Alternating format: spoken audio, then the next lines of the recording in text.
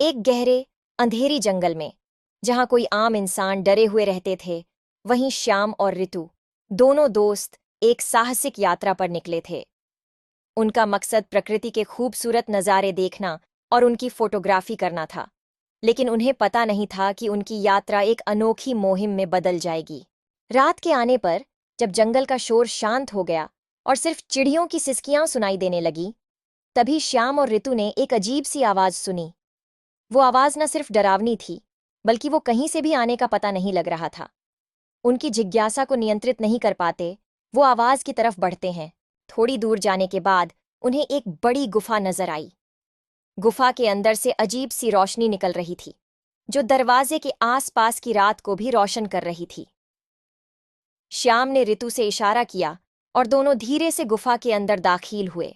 अंदर जाते ही उन्होंने एक विचित्र प्राणी दिखाई दिया, जो कुछ अजीब डरावना दिखाई दे रहा था, लेकिन उसका चेहरा तो बिल्कुल अलग था। उसने उनको देखते ही एक भयानक छलांग लगाई और उन पर हमला करने के लिए आगे बढ़ा। श्याम और ऋतु ने अपने साहस और बुद्धि का इस्तेमाल किया और एक प्राणी से लड़ने का फैसला किया।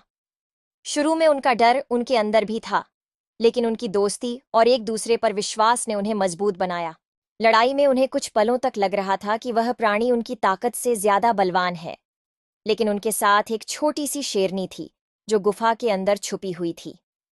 वो शेरनी ने उनकी मदद की और उन्हें एक मौका मिला और वे पीछे हट गया। अंत में जब प्राणी थक कर हार गया और भाग गया, श्याम और ऋतु ने एक दूसरे की तरफ मुस्कुराया। उनका संघर्ष उनकी दोस्ती को और भी गहरा कर चुका था। वो समझ गए कि जब दोस्ती और साहस हो तो कोई भी मुश्किल जीत सकता है। गुफा से बाहर निकलकर उन दोनों ने एक दूसरे को गले लगा लिया और उस रात के अनुभव को अपने दिल में बसा लिया। उनकी कहानी दोस्तों में मशहूर हो गई और लोग उनकी हिम्मत और एकता को सलाम करते रहे। उस जंगल की रात ने उन दोनों के जीवन में एक नया मोड़ लाया था, जहां उनकी दोस्ती और साहस का परिचय हर किसी को दिया गया।